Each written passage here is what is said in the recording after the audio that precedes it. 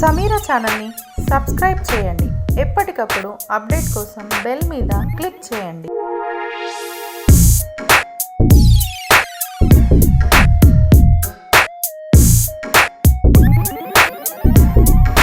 ఇప్పుడు రాష్ట్ర ప్రభుత్వం నిన్న ఆర్భాటంగా ప్రవేశపెట్టినటువంటి ఈ భూ రిజిస్ట్రేషన్ మ్యూటేషన్, అట్లాగే ఈ గ్రామీణ ప్రాంతంలో రెవెన్యూ విధులు నిర్వర్తిస్తున్నటువంటి విలేజ్ రెవెన్యూ ఆఫీసర్స్ వ్యవస్థను రద్దు చేసే విధంగా ఏదైతే బిల్లులు ప్రవేశపెట్టి ఆమోదం పొందడం జరిగిందో, అంటే వాస్తవంగా అంటే అప్పుడప్పుడు ప్రభుత్వం ముఖ్యమంత్రి గారి యొక్క ఆలోచన విధానం చూస్తుంటే ఆశ్చర్యం కలుగుతుంది. ఇప్పుడు ఈ రెవెన్యూ వ్యవస్థను నెత్తిరెక్కించుకుంది ఎవరు? మీరు కాదా?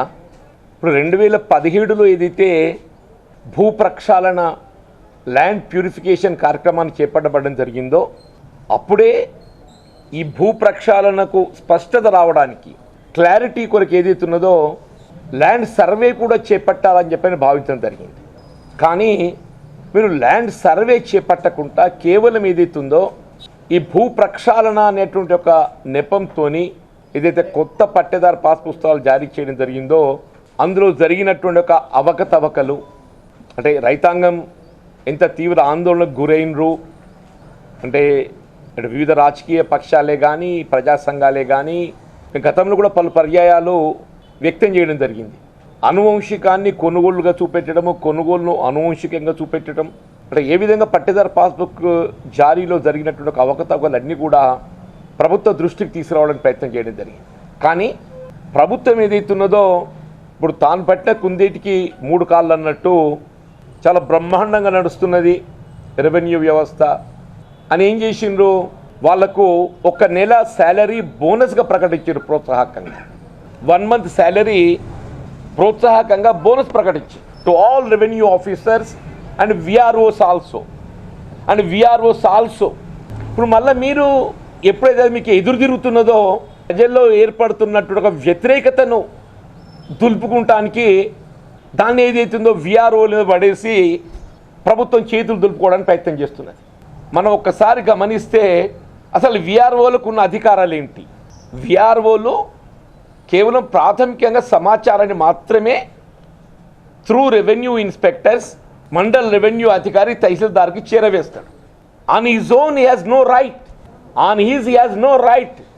ఈవెన్ కుల ధృవీకరణ కూడా, ఆదాయ పత్రం కూడా, ఏది కూడా ఆయనకు జారీ చేసే అధికారం లేదు. కేవలం ప్రాథమిక సమాచారాన్ని మాత్రం చేరవేస్తాడు. అల్టిమేట్గా దాన్ని జారీ చేసే అధికారం మండల్ రెవెన్యూ అధికారికి మాత్రమే ఉన్నది. ఇవాళ మీరు ఏదైతున్నదో ఒకవైపు ఈ రెవెన్యూ వ్యవస్థ అంతా అవినీతిమయమైపోయిందని చెప్పని మీరే పేర్కొంటూ దానికి ఏ అధికారాలు లేని విఆర్ఓలను బాధ్యులు చేసుడు ఎంతవరకు సమంజసమని చెప్పంటున్నాను. ఎస్, మీరు ల్యాండ్ రికార్డ్స్ డిజిటలైజేషన్, ధరణి పోర్టల్ ఇవన్నీ మీరు అమలు చేయండి, దానికి కాదనేది లేదు. కానీ ఏదైతున్నదో చేసిన పాపం దులుపుకుంటానికి definitely there might be irregularities on the part of the village revenue officers also. నేను విఆర్ఓలు అందరూ ఏదైతుందో వ్యవస్థ అంతా వ్యక్తుల మీద ఆధారపడి ఉంటుంది. విఆర్ఓలలో మంచి వాళ్ళు ఉన్నారు, చెడ్డోళ్ళు ఉన్నారు. తహసీల్దార్లలో మంచి వాళ్ళు ఉన్నారు, చెడ్డోళ్ళు ఉన్నారు. ఆర్డీఓలలో మంచి వాళ్ళు ఉన్నారు, చెడ్డోళ్ళు ఉన్నారు. జాయింట్ కలెక్టర్లలో మంచి వాళ్ళు ఉన్నారు, చెడ్డోళ్ళు ఉన్నారు. రాజకీయ నాయకులలో కూడా మంచి వాళ్ళు ఉన్నారు, చెడ్డోళ్ళు ఉన్నారు. నువ్వు నిజంగానే ఎవరైనా అవినీతి పాల్పడ్డట్టయితే you have got every right to take action against them. నువ్వు చర్య తీసుకో. ఎందుకంటే కదా హౌసింగ్ డిపార్ట్మెంట్ అంతా అవినీతిమయమైపోయిందని చెప్పని హౌసింగ్ డిపార్ట్మెంట్ ఎత్తేసి 6 ఏళ్ళు గడుస్తున్నా ఒక్కడి మీద చర్య లేదయా. ఇవాళ నువ్వే అంటున్నావు ఒకవైపు ఏదైతుందో విఆర్ఓలు వ్యవస్థను అంతా అవినీతిమయం చేసిందని చెప్పని వాళ్ళకి సబ్స్టిట్యూట్ ఎంప్లాయ్మెంట్ ఇవ్వడం తప్పనిసరి. You cannot take away them. రెండవది, ఇవాళ ఈ ల్యాండ్ ప్యూరిఫికేషన్ ఎప్పుడైతే అమలు చోటు చేసుకోవడం జరిగిందో, భూ ప్రక్షాళనతో ఏదైతే పట్టేదారు పాస్బుక్ జారీ చేయడం జరిగిందో, ఇదంతా ధరణి పోర్ట్లో ఎంటర్ కావడం జరిగింది. ఒకసారి ధరణి పోర్ట్లో ఎంటర్ అయిన తదుపరి ఆ రికార్డులను మార్చే అధికారం ఏదైతున్నదో ఎవరికి లేదు. More particularly to the VROs. వీళ్ళు మొత్తం పహానీస్ రెవెన్యూ రికార్డ్స్ అన్నీ ఆన్లైన్ అయిపోయినాయి. కబ్జాదార్ కాలం తొలగించేసిండ్రు. విఆర్ఓ గతంలో ఏం చేస్తుండే, ఎవరు సాగు చేస్తున్నారు అనేది నమోదు చేస్తుండే. పొసెషన్ కాలం ఇప్పుడు ఆ కాలమే లేదు, పొజిషన్ కాలం. పట్టేదారు కాలం మార్చే అధికారం లేదు ఆయనకు. పట్టేదారు కాలం మార్చే అధికారం లేదు, కబ్జాదారు కాలం తొలగించేసిండు. ఈ 2 సంవత్సరాలకి ఏదైతుందో మొత్తం రెవెన్యూ రికార్డ్స్ అన్నీ ఆన్లైన్ అయిపోయి ధరణి పోర్ట్లో ఎంటర్ అయినాయి. ఇవాళ ఒక ల్యాండ్ రిజిస్ట్రేషన్ కావాలి అని అంటే పట్టేదారు పాస్బుక్తోని ధరణి పోర్టల్ వెరిఫై చేసే తదుపరి మాత్రమే రిజిస్ట్రేషన్ చేసేటువంటి అవకాశం ఉన్నది. ధరణి పోర్టల్ వెరిఫికేషన్ లేకుండా ల్యాండ్ రిజిస్ట్రేషన్ చేసే అవకాశం లేదు ఈ భూ ప్రక్షాళన తదుపరి. సరే, మీరు ఒకటి ఈ మ్యూటేషన్ మార్పిడి అనేది ఏదైతుందో ఈ 2 వ్యవస్థలు ఎందుకు ఒకే వ్యవస్థకు మేము బాధ్యతలు అప్పగిస్తామని చెప్పంటారు. Your wish. ఆల్రెడీ ప్రయోగాత్మకంగా మీరు కొన్ని రకాలు చేస్తున్నారు. ఆల్రెడీ ప్రయోగాత్మకంగా మీరు ఉదాహరణకు రాయకల్ మండలి ఉంది, ప్రయోగాత్మకంగా అక్కడ తహసీల్దార్ గారికి రిజిస్ట్రేషన్ అధికారం ఇచ్చింది. మీరు ఎక్కడైతే తహసీల్దారులకు రిజిస్ట్రేషన్ అధికారాలు ఇచ్చి మ్యూటేషన్తోనే తక్షణమే మ్యూటేషన్ చేయబడే విధంగా మీరు చర్యలు తీసుకుంటామంటే తీసుకోండి. ప్రొసీజర్ సులభతరమైతే కానీ అన్లెస్ మీరు ల్యాండ్ సర్వే అనేది చేయకుండా ఇవాళ మీరు ఏం చేసినా కానీ ఇది అసంపూర్తి కార్యక్రమమే. ఇప్పుడు ఇవాళ కూడా ముఖ్యమంత్రి గారు ఏం చెప్తున్నారు, మేము ల్యాండ్ సర్వే తక్షణమే చేపట్టబడడం జరుగుతుందని చెప్తున్నారు. ఇవాళ కూడా ముఖ్యమంత్రి గారు చెప్తున్నారు, మేము తక్షణమే ల్యాండ్ సర్వే చేపడతామని చెప్తున్నాం. ఇది 2017లో కూడా చెప్పిండు. భూ ప్రక్షాళనతో పాటుగా సైమల్టేనియస్గా మేము ల్యాండ్ సర్వే కూడా చేపట్టి రెండింటిని లింక్ చేసి అక్షాంశ రేఖాంశాలకు అనుగుణంగా నేను చేస్తామని చెప్పాను. మరి నీకు ఎవరు అడ్డం వచ్చిందే? 3 ఏళ్ళకి నువ్వే రాజ్యం చేస్తున్నావు కదా. 3 ఏళ్ళకి ఎవరు రాజ్యం చేస్తున్నావు అంటే నువ్వు కాదా? వాస్తవంగా ఈ ల్యాండ్ సర్వేకి సంబంధించి ఆనాడు ఉమ్మడి ఆంధ్రప్రదేశ్ రాష్ట్రం ఇక్కడ ఉండగా ఆనాడు యూపీఏ ప్రభుత్వం ఏదైతుందో జాతీయ స్థాయిలో ఈ కార్యక్రమం చేపట్టింది. జాతీయ స్థాయిలో దానికి అనుగుణంగా మన నిజామాబాద్ జిల్లా ఏదైతుందో ప్రయోగాత్మకంగా అక్కడి ల్యాండ్ సర్వే ఏదైతుందో చేపట్టింది. నిజామాబాద్ జిల్లా భూభారతి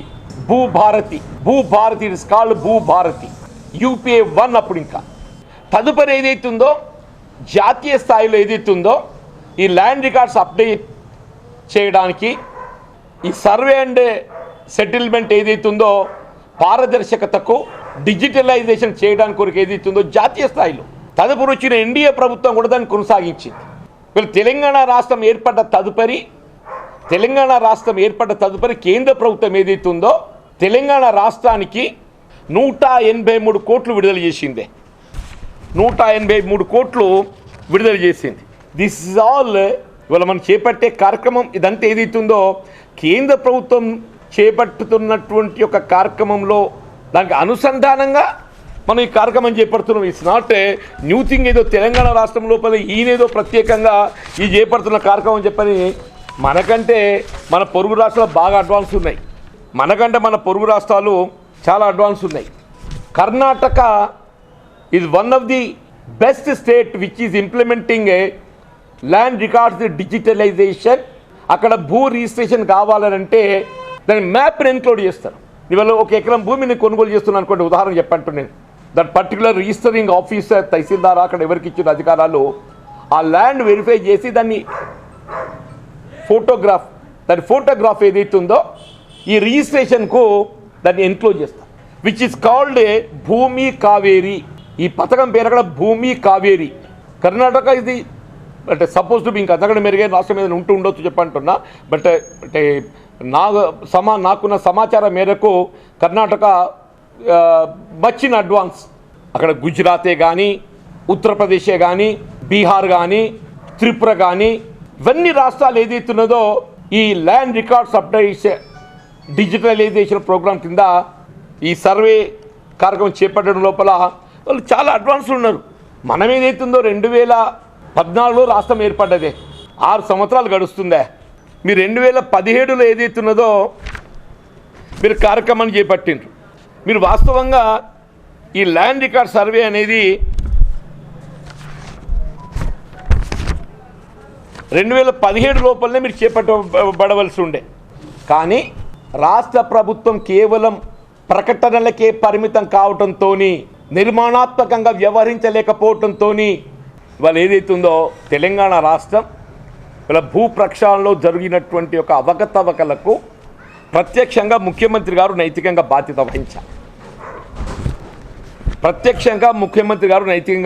వహించాలి. ఇప్పటికి కూడా దాదాపు ఇంకా 10-12 లక్షల ఖాతాలకు ఏదైతే ఉందో పట్టేదారు పాస్బుక్ జారీ చేయబడలేదు. యాజ్ ఆన్ దిస్ డే ఇంకా 10 to 12 lakh ఖాతాలకు పట్టేదారు పాస్బుక్లు జారీ జరగలేదు. ముఖ్యమంత్రి గారు నేను ఈ ల్యాండ్ రికార్డ్స్ అప్డేట్ కొరకే రెవెన్యూ శాఖ నా దగ్గర పెట్టుకున్నాను చెప్పి అంటుండే. అంటే ఆయన పోర్ట్ఫోలియో ఎంత సమర్థవంతంగా నిర్వహిస్తుండో మనకు కనబడుతుందని చెప్పి అంటున్నా. ఈ రెవెన్యూ పోర్ట్ఫోలియో ముఖ్యమంత్రి గారు స్వయంగా ఆయన దగ్గర పెట్టుకొని ఆయన స్వయంగా ఈ అవినీతిమయమైనటువంటి యొక్క రెవెన్యూ శాఖను చాలా బ్రహ్మాండంగా పనిచేసిందని చెప్పని వాళ్ళకు 1 month బోనస్ ప్రోత్సాహకంగా ఇచ్చి ఇవాళ ఎప్పుడైతే ప్రజల్లో వ్యతిరేకత ఏర్పడుతున్నదో దాన్ని దులుపుకుంటానికి కొరకు ఏదైతున్నదో ఇవాళ విఆర్ఓలను బాధ్యులు చేయటం అనేది వ్యవస్థ లోపల మంచి ఉంది, చెడు ఉంది. ఇవాళ రెవెన్యూలో ఇవాళ నాగరాజు నిన్నగాక మొన్న ఆర్డీఓ ఏదైతున్నదో revenue officer Nagaraju revenue officer ₹1 కోటి దొరికినాయటనే. ₹1 కోటి. Additional collector Nagesh who is due for IAS confirmation ఆయనే ఏసీబీ ట్రాప్ అయిండు. అక్కడ ఒక ఆర్డీఓ ఉమారెడ్డి ఏదో పేరుంది అమ్మాయి అరుణారెడ్డి ఒక ఆర్డీఓ అరుణారెడ్డి.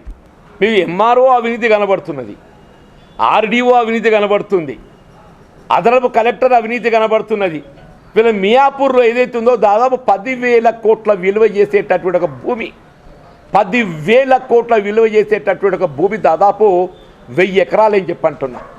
2 సంవత్సరాలు గడుస్తుంది. ఇంతవరకు ఏదైతుందో చడి చప్పులు లేదు. నయీం గ్యాంగ్స్టర్ ఇంతవరకు చడి చప్పులు లేదా. ప్రభుత్వం ఎంత సమర్థవంతంగా పనిచేస్తుందో దయచేసి గమనించని చెప్పంటున్నా. ఈ రాష్ట్రంలో ఔకాఫ్ ప్రాపర్టీస్ వర్క్ బోర్డ్ ప్రాపర్టీస్ ఏదైతున్నదో దాదాపు 77,588 ఎకరాల భూమి ఉంటుంది. This is the figure given by the honourable chief minister. 77,588 ఎకరాలు ఉంటే 57,423 ఎకరాలు కబ్జా గురైందట. అంటే ఆల్మోస్ట్ 2/3. 77,588 ఎకరాలకు 57,423 ఎకరాల కబ్జా గురైంది అంటే ఆల్మోస్ట్ 2/3 65% కబ్జా గురైందంటే ఏం చేస్తున్నావే నువ్వు? मैं समझता हूँ 1 साल के नीचे यही चीफ मिनिस्टर ये औकाफ प्रॉपर्टी ठीक से नहीं है बोल के पूरे दफ्तर जो है रिकॉर्ड है ले आके उनके कब्जे में रख लिए साहब. మొత్తం వర్క్ బోర్డు సంబంధించినటువంటి రికార్డ్స్ అన్నీ కూడా రెవెన్యూ రికార్డ్స్ అన్నీ కూడా సీజ్ చేయించి ముఖ్యమంత్రి అధీనంలో పెట్టుకున్నాడు. ఏడాది దాటింది అంటున్నాను. సిమిలర్లీ ఎండోమెంట్ అది 87,000 ఎకరాలకు సగం కబ్జా గురైంది అంటాడు. ఆయన చెప్పే లెక్కనే ఇదంతా. అంటే నాకు తెలియదంటే ఆయన ఇప్పుడేదో నిన్నగాక ముఖ్యమంత్రి అయినా అనుకుంటున్నా. ఆయన ఇదో చెప్తుండే మా 6 నెలల పసిపాప ఇంకా 9 నెలలు నిండలేదు ఈ పసిగుడ్డును పట్టుకొని మాట్లాడుతున్నారు. 6 साल गुजर रहे साहब, 6 साल गुजर रहे, तुम्हारा उम्र गुजर रहे. ఇంకా ఆశ్చర్యకరమైన విషయం ఏంటంటే బీయింగ్ ఏ చీఫ్ మినిస్టర్ అని చట్టం పట్ల పూర్తి అవగాహన కలిగి ఉండాలి. ఇలా ఏ ప్రభుత్వ భూమే కానీ అది వర్క్ ప్రాపర్టీ కానీ ఎండోమెంట్ ప్రాపర్టీ కానీ అసైన్ ల్యాండ్ కానీ ఈవెన్ ప్రాజెక్ట్ ల్యాండ్స్ కానీ ఇవన్నీ నిషేధిత జాబితాలో పేర్కొనడం జరుగుతుంది. ఇవన్నీ రిజిస్ట్రేషన్ ఆఫీస్లో రిజిస్టర్ కావడానికి వీలు లేదు. ఇవన్నీ కబ్జాలకు గురవుతున్నాయి. బట్ పట్టా మార్పిడి అయ్యే అవకాశం లేదు. అవు జగదీష్, ఇవన్నీ కబ్జాలకు గురవుతున్నా నువ్వే అంటున్నావు. ఇప్పుడు ఏమంటాడు, నే అబ్బి ఆర్డర్ జారీ करता हूं, अब यहाँ से बोल रहा हूं, अब से ये मिनट से औकाफ प्रॉपर्टी या एंडोमेंट प्रॉपर्टी या गवर्नमेंट प्रॉपर्टी जो भी हो रजिस्ट्रेशन बैन कर दिया जाए. Registration is already prohibited. Work property, endowment property, any government assigned property is prohibited from alienation. అని అక్కడ నువ్వు వినటోడు ఉన్నాడు కదా అని చెప్పి ఏదంటే చెప్పి కొట్టు సపోర్ట్. ఇదే వర్క్ ప్రాపర్టీ సంబంధించి ఔకాఫ్ ప్రాపర్టీ సంబంధించి ముస్లిం మత సంస్థకు చెందిన ఒక ప్రాపర్టీ సంబంధించి జ్యుడిషియల్ పవర్స్ ఇస్తా అని చెప్పని ఒక 100 సార్లు చెప్పిండు. कम से कम 100 मरतबा बोले साहब, जहाँ भी मौका मिले मैं औकाफ प्रॉपर्टी के बारे में मैं वक्फ बोर्ड को जुडिशियल पावर दे रहा हूँ. मैं चलो ताली बजाओ. क्या बोलते हैं साहब, सही है या नहीं? ये भी आपका रिजर्वेशन जैसा हो गया। नहीं बाबू, जुडिशियल पावर्स इस्तानडू, आप जुडिशियल पावर्स देना कई को नहीं दे रहे। क्या वजह है, क्या वजह है, क्या मकसद है असेंबली में 100 जने मेरे पीछे, मैं जो चाहे वो बोल सकता हूँ। इसको मतलब ये है कि ये नहीं कि बाहर అవాం नहीं सोचते बोल के मत सोचो। ప్రజలు విజ్ఞులు అని చెప్పంటున్నా। ఇవాళ land records update digitalization survey జాప్యం కావడానికి ముఖ్యమంత్రి గారు నైతిక బాధ్యత వహించాలంటున్నాను। రాష్ట్రం ఏర్పడి 6 సంవత్సరాలు గడుస్తుంది। నువ్వు భూ ప్రక్షాళనతో పాటుగా సైమల్టేనియస్గా సర్వే చేపట్టి ఈ సర్వే వివరాలతో ఏదైతుందో నువ్వు పట్టదారు పాసులు జారీ చేస్తా అని చెప్పారు। 2017 3 సంవత్సరాలు గడుతుంది అంటున్నాను। ఇంతవరకు ఏదైతుందో ఇప్పుడు మళ్ళీ చెప్తున్నాడు ఇలా రెవెన్యూ వ్యవస్థ అవినీతిమయమైందంటే ఆ రెవెన్యూ శాఖకు బాధ్యత వహిస్తున్నట్టు ముఖ్యమంత్రి గారు నైతిక బాధ్యత వహించాలి। నువ్వే ప్రోత్సాహం ఇచ్చినావు షెహబాష్ ఇప్పుడు అదే షెహబాషే రైతులల్లో ప్రజలలో ఏదైతుందో అసంతృప్తి కుట్టజలు కనబడుతుంది కాబట్టి ఎవరినో బలి చేయాలి కదనే। ఇప్పుడు విఆర్ఓను బలి చేస్తుండు। ఇప్పుడు అల్టిమేట్ విఆర్ఓలకు వచ్చే నష్టం లేదు, వాళ్ళకి ఈ శాఖ కాకుండా ఇంకో శాఖ, వాళ్ళకి ఈ శాఖ కాకుంటే ఇంకో శాఖ, వాళ్ళు ఏమంటుండు తీసేసే అధికారం ఈయనకు లేదు కూడా। దే ఆర్ రెగ్యులర్ గవర్నమెంట్ ఎంప్లాయీసే, తొలగించే అధికారం ఈయనకు లేదు కాబట్టి నువ్వు వేరే డిపార్ట్మెంట్స్కు పోవడానికి నీ ఆప్షన్ కోరుకో అని చెప్పి అంటున్నాడు। అంటే వేరే డిపార్ట్మెంట్ పోవడంతో అక్కడ ఉండేటువంటి ఖాళీలను భర్తీ చేయడంతో వీళ్ళను అడిషిఫ్ట్ చేస్తాం అన్నట్టు। అంటే వాస్తవంగా వీళ్ళు ఇదే శాఖ ఇక్కడ కొనసాగితే ఆడొక 6,000 మంది నిరుద్యోగులకు అవకాశం వస్తుండే కదా। ఇప్పుడు వీళ్ళు వేరే శాఖలు బదిలీ కావడంతో ఏమైపోయింది, వీళ్ళు ఏ శాఖకైతే బదిలీ అయిపోతారో ఆ శాఖలు ఉండే ఒక ఖాళీలు భర్తీ కావడంతో అక్కడ రిక్రూట్మెంట్ అనేది ఏదైతుందో అవకాశం తొలగిపోతుంది। అంటే ఒక 6,000 మంది నిరుద్యోగ యువతకు లభించేటటువంటి ఒక ఉపాధి అవకాశం ఇలా కోల్పోతుంది। ఇలా హౌసింగ్ బోర్డ్ డిపార్ట్మెంట్ అబాలిష్ చేసినాం, ఏమైంది వాళ్ళందరూ ఏదైతే వేరే డిపార్ట్మెంట్లో అబ్జర్వ్ చేసినాం। మళ్ళీ హౌసింగ్ బోర్డ్ డిపార్ట్మెంట్కి అవినీతి ముద్రేసి తొలగించిండు, వాళ్ళు ఎక్కడ పోయిండ్రు, సమ్వేర్ దే బీన్ అకామిడేటెడ్, ఎక్కడో కూడా వాళ్ళు అబ్జర్వ్ చేసిండు। అంటే ఎక్కడైతే వాళ్ళు అబ్జర్వ్ చేయబడ్డారో అక్కడ ఏదైతుందో నీ ఖాళీలు భర్తీ చేసే అవకాశాన్ని కోల్పోయింది కదా। అంటే అల్టిమేట్గా సఫరర్ నిరుద్యోగ యువత। దయచేసి ఏదైతున్నదో సీఎం గారు మంచి చేస్తే మంచి అని చెప్పి అంటాం। డెఫినెట్లీ మీరు రిజిస్ట్రేషన్ అండ్ మ్యూటేషన్ ఏదైతుందో దాన్ని స్టెప్ కలిపేస్తామని చెప్పి అంటాం। ఇప్పుడు దాన్ని మళ్ళీ మ్యూటేషన్ ఛార్జ్ పెడతాడు కావచ్చు, మళ్ళీ దానికి నాకు అనుమానం అటువంటి నేను పెట్టకుండా చూడు, మ్యూటేషన్ ఛార్జ్ అనేది ఏం పెట్టకుండా చూడాలని చెప్పి అంటున్నాను। ఇలా గ్రామ పంచాయతీ రికార్డు కానీ మున్సిపల్ రికార్డ్స్ కానీ ఏదైతే రిజిస్ట్రేషన్ సౌలభ్యం కొరకు వాటికి ఏదో పుస్తకం ఇస్తానడు, ఏ రంగు చెప్పిండు కాదు ఏదో అన్నాడే, మెరూన్ ఏమో అన్నాడు, మెరూన్ అది మళ్ళీ ప్రక్షాళన కాకుండా చూడండి, అది మళ్ళీ భూ ప్రక్షాళన కాకుండా ముందే మీ అక్షాంశ రేఖాంశాలతో ఏదైతుందో ఆ ఇండ్ల స్థలాలు కొలతలన్నీ నిర్ణయించి కొలతలు నిర్ణయించి మళ్ళీ అది ఇంకో భూ ప్రక్షాళన కాకుండా పారదర్శకంగా చేపట్టబడే విధంగా కార్యక్రమం చేయాలని చెప్పని విజ్ఞప్తి.